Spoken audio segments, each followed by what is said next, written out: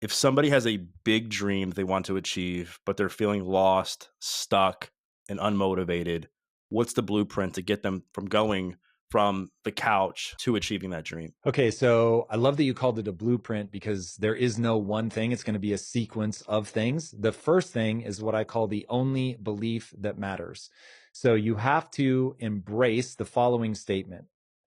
If I put time and energy into getting better, I will actually get better. That's the only belief that matters. So now, hey, I want to do this thing. I want to be great at it, but I'm terrible. Okay, no worries. The only belief that matters tells me that if I put time and energy into getting better, I will actually get better. Okay, so now start putting time and energy into that thing. The next part is you are going to have to want it very, very badly. And there is a cycle of desire that you can use to build that desire.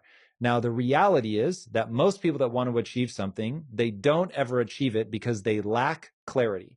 So you don't know what you want. And so when you go into building the loop of desire, you're not pointing it at the right thing because you don't know what it is exactly that you want to do. So you end up building this really vague sense of, I want to help people. I hear that all the time. In what way? How do you want to help them? Saying that you want to help people is like saying you want to win a gold medal. In what? The Olympics? Yes, the Olympics. Amazing. Winter or summer? Summer. Fantastic. Tennis or swimming? Swimming. Great. Freestyle medley? Backstroke? What are we talking about? Because ultimately you have to break it down into what am I going to do with the next 15 minutes of my time in order to get better at that thing so that I can go and achieve. The next part is as you're building up that desire, so you've got the clarity, you're doing the loop of desire, which is basically, I'm going to tell myself and others that I really want this thing for a very specific reason. And so you're going to repeat that over and over and over. In the beginning, it won't feel very real, but over time, you become what you repeat. And so if you repeat that enough and you actually embody the way you want to feel when you're pursuing the thing as you tell people about it, then it really will hardwire into you. Okay, so now you know exactly where you want to go. You know that if you put time and energy into getting better at it, you're actually going to get better. You've built the loop of desire. And now what you need to do is get into the physics of progress so that you're actually getting better. Now, the physics of progress is pretty easy to lay out. It goes like this. You need to know exactly where you want to go. So back to clarity. You need to understand the obstacle between where you are and where you want to get. And then you need to come up with your best guess. We'll call it a hypothesis on what you would need to do in order to overcome that obstacle. You're going to create a metric by which you're going to judge the success of that experiment before you run the experiment. Then you're going to do the experiment and you're going to look at the result. And you're going to say, did I make meaningful progress towards my goal? Yes or no? Now, the reason that I talk about the physics of progress is because you're to stay motivated and to actually push through this. You have to know where you want to go. You have to be excited about it. And you have to make progress towards it. Otherwise, you're going to quit. So basically, anybody can start something. Very few people see things through because they don't use these building blocks to maintain their mental stamina. Because when people quit, they either quit because they don't know where they're going, or they quit because the failures that they will encounter along the way break them emotionally. And so you want to do all the things you can do to make sure that you don't break emotionally through this process. So in the physics of progress, when you have a failure, your psychological immune system is going to kick in and it's going to tell you that this failure isn't your fault. Okay? That is how the devil pulls its trick of getting you to quit, because you need to take full responsibility. It is entirely up to you to do something different to get a different result. It does not matter what economy you're in. It does not matter what your skin color is. None of that matters. As Kobe Bryant said, boos don't block dunks. You can get so good at something that people can't stop you. Even if they want to, you can just outperform them. Going back to the first thing I said, the only belief that matters. If I put time and energy into getting better at this, I will actually get better. So in that moment, in the physics of progress, you're going to stare nakedly at your inadequacies. What did I get wrong? Why didn't this work? In that evaluation, you're going to retain your control by saying this is entirely on me. You're going to figure out what you need to change in order to run a better experiment. And now you see that this is a loop. So your failure led to more intelligence, which led to a better test to run, which you run that test again. Hopefully you get a slightly better result, but it's still going to fail to some degree, which makes you a little bit smarter, which leads you back to an informed hypothesis that's better than the one before. And you just literally repeat, repeat, repeat. And that progress is a pillar to human happiness. And so when you have the clarity, when you have the desire, and you're making progress, there's one last piece, which is ultimately the only thing that will defeat you in all of that is if you only value yourself for the victory. So if you value yourself for the victory, every time one of your experiments fails, you feel worse about yourself, which then the psychological immune system will take over. It will lie to you. It will tell you this is somebody else's fault. If instead you build your self-esteem around not being better, stronger, faster, but instead you build your self-esteem around identifying the right answer, being the learner, staring nakedly at your inadequacies, like all of that. I'm just willing to accept where I'm at. And I feel good about that because most people can't do it. Most people would rather lie to themselves and say it's somebody else's fault, somebody else's problem, it's something outside of me is what's holding me back, instead of taking complete and total responsibility. Now, if you do that, and when you look at your failure, you actually feel better about yourself because you're like, oh my God, I'm willing to do what most people won't do, which is look at the fact that I'm not good enough yet. Fair enough. Back to point number one, the only belief that matters. If I put time and energy into getting better, I'm actually going to get better. Okay. It's a blueprint. It's not one thing, but if you do all of that and you live in the loop of the physics of progress, you will have the ability to stay focused, to get out of bed. You took care of not being lost anymore because you had to start with clarity. So it's like all of the things that leave somebody feeling defeated, depressed, they're all in the last 5-ish minutes that I've been talking. And if you just play that back, pull out each one of those pieces, because all of those pieces matter. You can't take just one, but if you put them all together, it will solve all the problems that make people feel lost. I know one of your biggest keys to your success is your ability to bet on yourself when the odds were against you, and even when the people that were closest to you doubted you. How did you do that? Because so many people struggle with that. Yeah, I mean, the biggest thing was I stopped valuing myself for being right. And so I was like, okay, I'm going to be wrong a lot. Fine, fair enough. The reason that people doubt me is because they can tell that I'm not clued in enough to do it yet. So I'm not going to take their doubt personally. They're probably right if I were a stone statue. If I couldn't get better, then their criticism would be devastating. But since I know it is true of the human animal, there's nothing special about me. It just is true of the human animal that if you put time and attention into getting better, you will get better. So now I'm just like, okay, this is a booze, don't block, dunk scenario. They're right. I'm not good enough to push through and solve all my problems yet, but I'll be diligent and disciplined. And then look, over time, you just begin to realize that the knowledge stacks.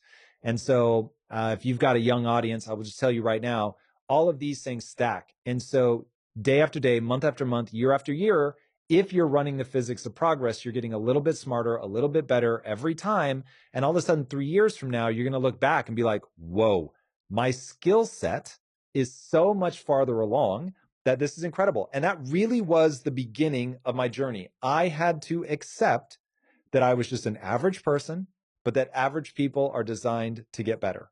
Once I allowed myself to act in accordance with that, not just sit in my bedroom and believe it, but to actually go do the things to acquire the skills, then my life began to change. Not overnight, because it took years to acquire the skills.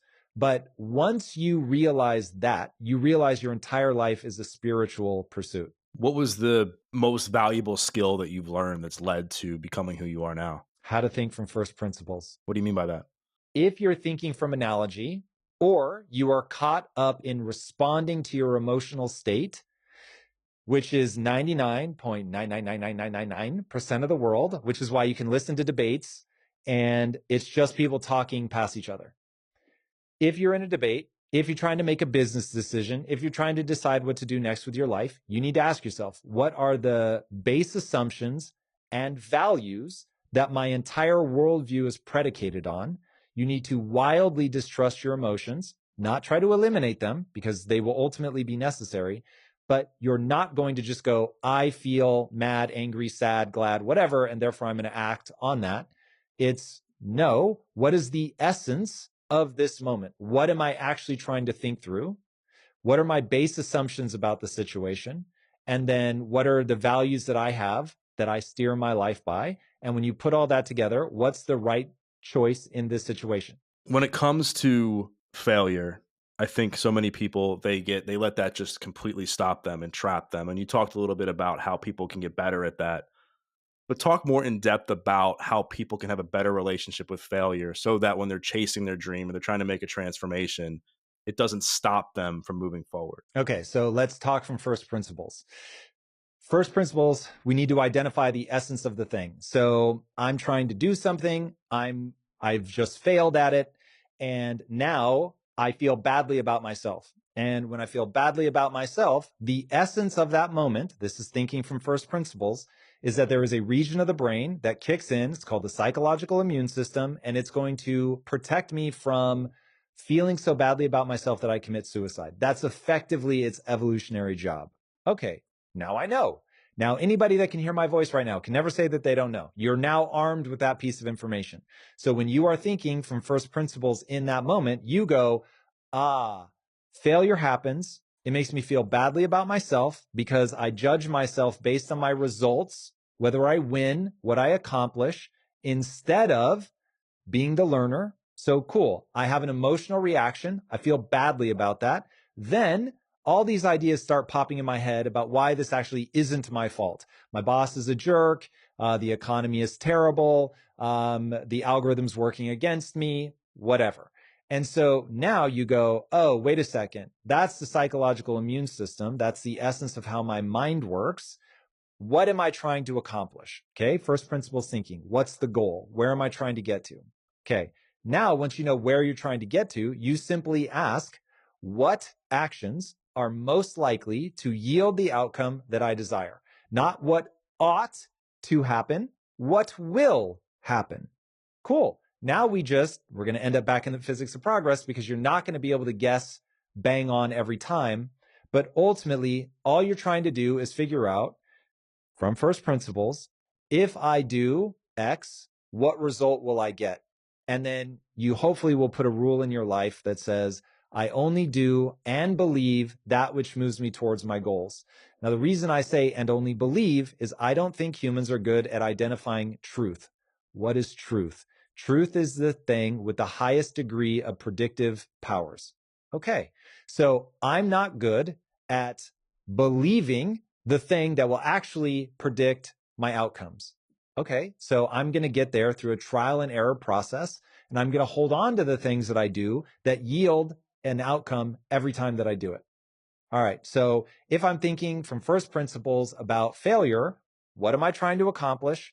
Why do I have this emotional reaction? Does my emotional reaction move me towards my goal? If it does, then I'm going to act on my emotion. If it doesn't, then I'm not going to. And I will just, spoiler alert, 98% of the time, your emotion is not going to be helpful at the early stage of analysis. But emotion can help you in that it says, there's something important here. You feel badly because this matters. Okay, cool. Should this matter? Does this take me where I'm trying to go? Yeah, it does. Actually, I want to take this very seriously. This is very important to me. Okay, cool. Then I'm actually glad that it stings. But now I need to take ownership. Why? Not because Tom said to, because it's the only thing that you can control. And so if what we're trying to figure out is what action can I take that is most likely to yield the desired outcome, I know that I have to act. So if I'm trying to make my next action smarter, then I'm simply going to ask myself, what do I need to do differently? Why didn't this work this time? And what do I think, it's going to be a guess, but what do I think will allow me to get the result that I want next time? And you just keep thinking in those loops of, how do I get as close to truth as humanly possible? Again, truth is that which accurately predicts the outcome of your actions. So I'm trying to identify that thing. Most people, they're just in their emotions and they make decisions based on emotions and they tell a post hoc story about why they feel the way they feel, and they try to paint that over the world.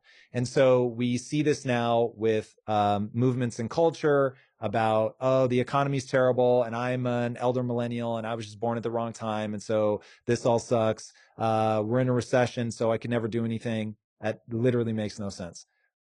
Your job is to get so good that a recession can't stop you. Your job is to get so good that even if the world is racist against you, they can't stop you. Your job is to get so good, you're male, you're female, you're trans, whatever, doesn't matter. You're so good, people can't stop you. And that is a real thing. And if you're not so good that people can't stop you, and you know because they are stopping you, then it becomes a question of, what am I weak at? What do I have to figure out? And there are just too many tremendous people in history that have gotten so good at whatever thing they were trying to do that despite, and I mean, my favorite biography of all time is Long Walk to Freedom by Nelson Mandela. I challenge you to find somebody, I mean, maybe Solzhenitsyn, who went through something worse and came out the other side and still like succeeded at the absolute highest level that a human being can succeed at because he built the skill set that he needed to build in order to achieve the thing he wanted to achieve. So anyway, that's thinking from first principles and dealing with failure. You talked about how emotions get in the way of a lot of people when they hit a moment like that. You've talked openly about your struggles with like anxiety and how you think about anxiety on a daily basis, but you also say that you never like let yourself get out of equanimity for longer than 45 minutes or something like that. So given what we just talked about with emotions and failure, what's your advice to somebody when they hit something that's tough and they're starting to get emotional? How can they come back to a sense of peace so that they don't spiral like so many people do? Yeah. So one, that's going to be a rule set. So there's a rule in my life that I don't do overwhelm. So if I feel anxiety coming on, if I feel something that is about to overwhelm me, I'm just like, yeah, I don't do overwhelm. What that means is, one, that reminds myself just not to allow myself to be weak. There are limits to that. And that's the second part, which is it also reminds me, hey, if I'm being as tough as I can and this is still a problem, then set the weight down. And so what I find is you will find a couple different types of people. Type number one, they're just weak. They do not hold themselves to any sort of meaningful standard. Cool. Then you find people that are strong, but they don't know when to set the weight down. So they're so busy being tough that they literally ruin their entire lives because they will burn out, they will physically damage themselves, whatever. I mean, they just literally ruin their life. And then you have the person that hopefully all of us are attempting to be. And that is somebody who every day works to have stronger shoulders, but also knows when to put the weight down because they play so full on, so hardcore that when they're like, oh, this is going to lead to injury, that they don't then question themselves like, oh, am I just being weak? They've so earned their own respect over time by showing up relentlessly, by getting better all the time, by carrying a weight that is far heavier than virtually anybody around them. And so when they're like, okay, I can feel that something bad is going to happen. I'm going to get overwhelmed. I'm too tired. I'm not having fun anymore. That they go, okay, cool. It's Tuesday. I've got a lot to get done, but I'm still setting this weight down because I have a rule in my life, which is I don't do overwhelm. So that nest of ideas becomes part of it. Identity is a huge part of it, but that gets you close.